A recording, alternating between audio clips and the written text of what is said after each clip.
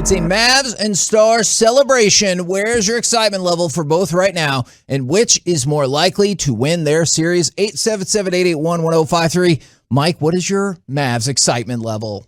Very high. I don't think anybody saw this coming Friday before Game 3. I mean, the way Games 1 and 2 went, it just looked, come on, just get a win. In fact, That's right. I felt like I was bold, and I was like, we'll win one of them. I remember telling my son after Friday night's win, I said, I'm just glad we got one. Just, getting swept just feels so demoralizing. And so I was like, we got one. That's good. And he's like, do you think we'll win another one? And I said, well, we better win Game 4 if we're going to win another one. Right. And then Game 4, I mean, the Mavs just came out, and it looked like Mother's Day Massacre. He punched them in the face. And I was just like, oh, my God, we can't miss a three unless Luka's shooting it. But I was just like, this is amazing. Like, we can't miss. Bertans look like Peja Stojakovic on Mother's Day all of a sudden, and it was just so fun to watch. And I never felt comfortable, though, most of the game, just because I know we're taking on the number one seed and a team that I believe is better than the Dallas Mavericks. But it just felt great in the highlights of Dorian Finney-Smith just hitting the big threes coming down the stretch to kind of ice it after Chris Paul had fouled out. So now the early, as I would hope would be the case, the early sentiment on the truckwreck.com text line 877-881-1053 for the 972. Super excited, and I think both can win out if they stay focused and consistent. From the 214, super excited for both teams. They're both advancing. And from the 817, we go even beyond super pumped. That show about Uber. Mavs and Stars are winning the titles. And from the 214, just bought tickets to the Stars game tonight. Also super pumped. So super pumped, super excited, and something that we're probably going to pick up that I am like, I know this sounds bizarre, but I'm oddly stoked about. For a Luka game, I thought he kind of stunk up the joint at times, and the Mavericks still controlled all of that game. And I think that is like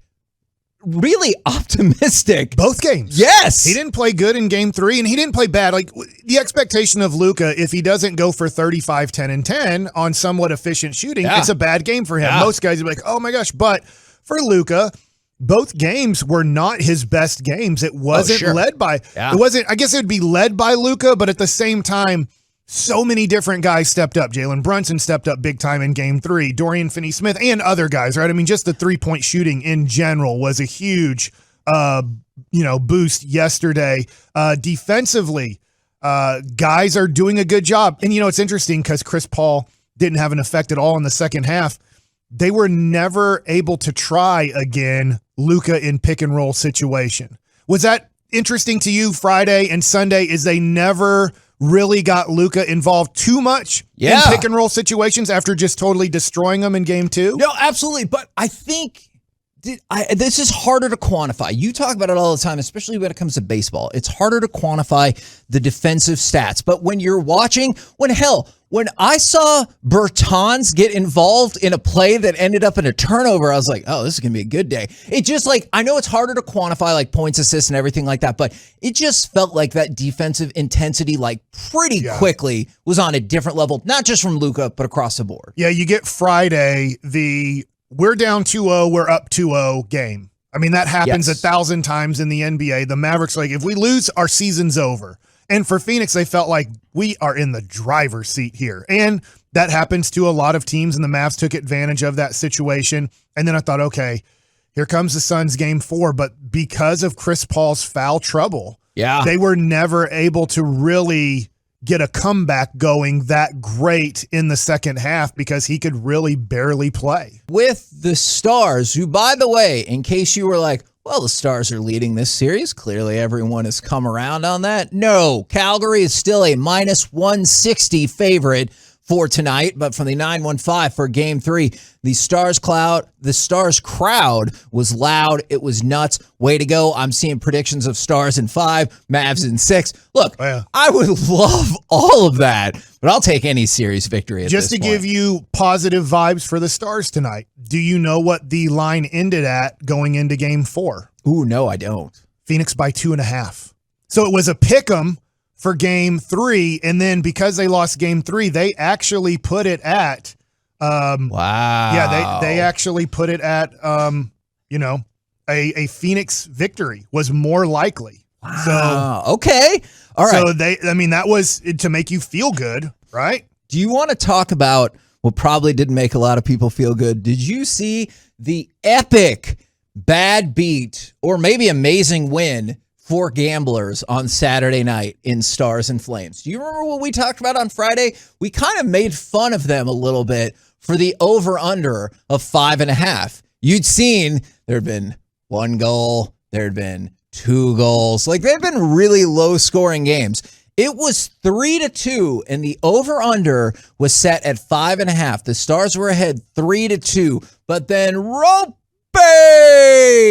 had an empty net goal, I believe, with 1 second left or something preposterous to make it 4-2.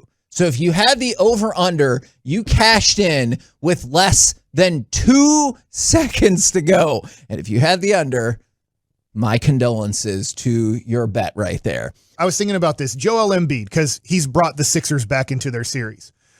At 25 years old, Joel Embiid, because I believe he's 28 right now, everybody was saying that immature SOB, he's never going to grow up and he's never going to lead anything. And what happened? At 26, 27 years old, approximately, he grew up. He's matured a lot. He's going to be a runner-up for MVP this year. Yeah. And so Luka is just turning 23. So is Luka immature? Yes, he is immature. And he does things like when he picked up his 5th foul the other day, and then he's throwing a fit on the bench and screaming at his coaches for not reviewing it and everything. It's like, dude, calm down. We're up by 8 to 10 points right now. We need to hold this lead for the next 3 to 4 minutes because you picked up your 5th foul, and we need you to come in super focused to close out this game. But he's just turned 23 years old. He's in a rage right now on the bench. It's like, dude, you got to calm the F down. That technical foul, I can't believe he didn't get it sooner. If you go back and watch that play, he gave up on playing basketball. He is walking stride for stride on the left side of the court with the ref talking to him. He does not even look to the court where the action is actually happening. As soon as that ball goes in, he's like, tech. And I was like, you damn sure deserve that tech. I don't know what you were saying, but when you just stop playing basketball and start jawing with the ref, you're always going to get that tech. It makes me think this. Sometimes you go, well, how much better can Luka get? And I'm not sure basketball-wise how much better he can get, but God, he can get a lot better mentally. Yes. I mean, a lot better mentally. So if he can mature, as I'll just give as Joel Embiid matured, as Jokic matured and said, I can't show up as a fat ass. It's not going to help my game. I mean, if there's some things that he improves, he can be the best player in the game. And arguably the best player in the Metroplex right now is, and I don't even know if I do think it's arguable, is Jake Ottinger.